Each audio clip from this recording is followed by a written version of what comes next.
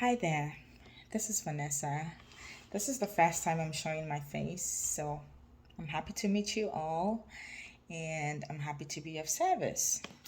So, it's been a very long time that I actually did make an update, but today I would like to share with you a few things and then we can go back to our questions, okay? So, I realized that a lot of people do struggle with how to start off as a central service technician, or as we all know, sterile processing technician. I get a lot of emails, I get a lot of messages asking me even how to get materials and the kind of course to pursue and all of that. So I'm here to answer a few questions. First of all, the good thing about this very program or this very profession is that you have the option to either study on your own at home from the comfort of your own home, or you go to a college and take a course of about 8 months, 10 months, or even up to a year program in sterile processing. Okay, there are a lot of colleges that offer this program. So, first off, you might want to consider getting the study materials. Now, there's a difference in the study programs. We have is it CBSPD? CBSPD. I'm sure. I'm pretty sure it's CBSPD. And then we have CRCST.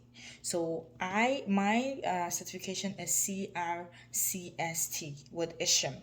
ISHM is no longer ISHM now. It's called HSPA.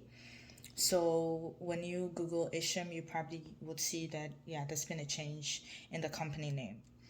Now, ISHM or HSPA, formerly known as ISHM, is the institution that provides the certification for CRCST. So if you are looking for the other type of certification, you might want to consider looking for an institution that provides that. Now, when you want to buy your study materials, you can either order directly from the company and then they can ship it to you. I mean, they can mail it to you at your home address and then you have it. If you're committed to this training, you can have a study period of between 3 to 6 months, and then you can be confident enough to write the exam. Another good thing about this is that you might be a little unsure as to whether you want to do this or not, as to whether you can write the exam or not, or study on your own or not. You can get a job even without the certification. Can you believe that? You can. You can get a job from a hospital, a private hospital, a medical center. There are institutions, especially in Georgia, because that's what I know, that you can get a job even without the certification.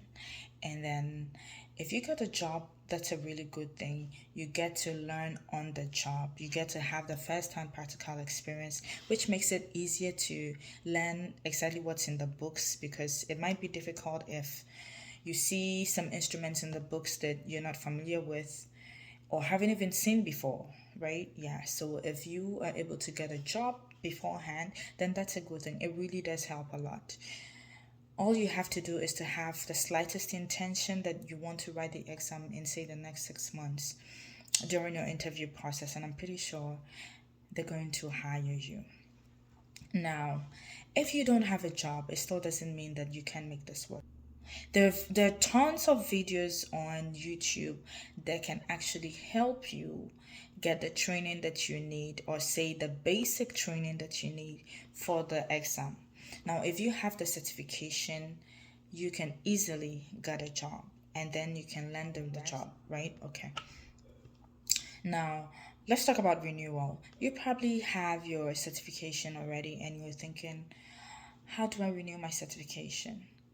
You don't need to write the exam again if you have already written it and passed and probably had it for close to a year. You don't need to write the certification again, but you are actually going to renew this when the year ends. So say your certification ends in January. Maybe you were given up to the 31st of January. Say 31st January 2022 to 31st January 2023.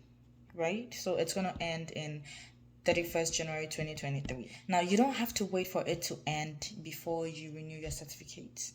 You can actually start working on it maybe from the 1st of January or even in December. And when you do that, the date that you renew it, say you renewed 20th December 2022, it's not gonna say 20th December 2022 to 20th December 2023. It's gonna renew from 31st January 2023 going forward. You get what I mean, right? Okay.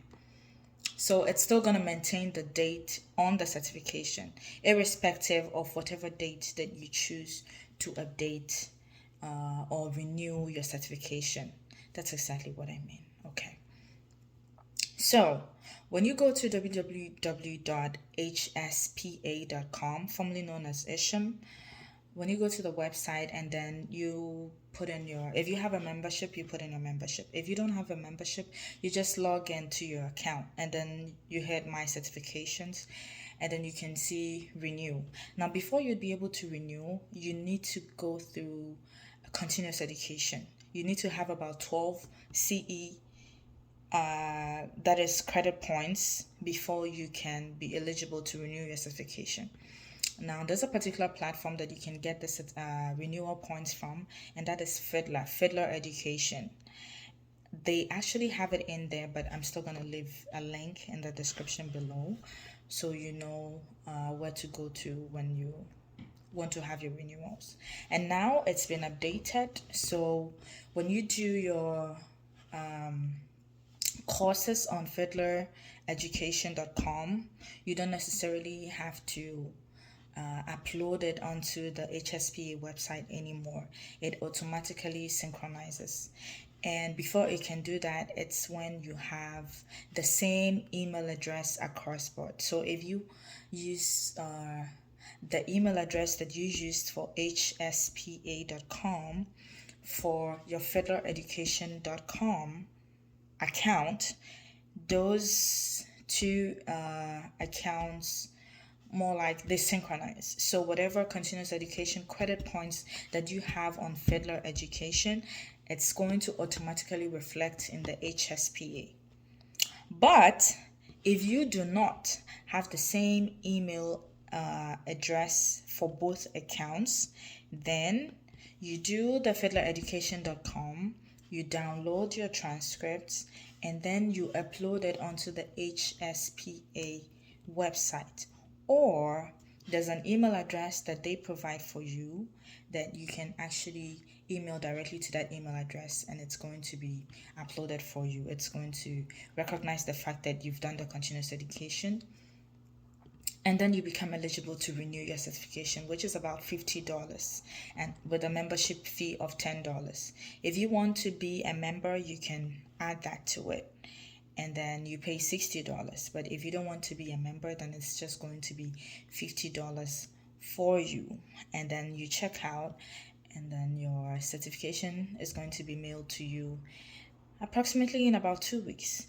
But you can still request for an email copy of your re-certification, and it's going to be provided for you. So basically, that's just about the renewal process. Nonetheless, you might want to keep your dates in mind so you don't go past your renewal dates, especially when you're employed. You tend to forget about these things. You tend to forget that you need to be renewing your certificate from time to time. So keep in mind your renewal date, put it on your calendar.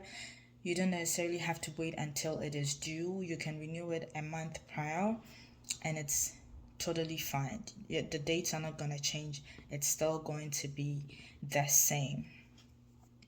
Now, thank you very much for watching. I wish you all the best in your renewal process and your certification process. Getting your first license as a sterile processing technician. All the best to you all. Let me know in the comment section whatever you need. And please send me an email whenever you want to ask any question or whatever's on your mind that you want to know. And I'm going to reply your emails or do a video even to educate a lot of people. Thank you very much for watching.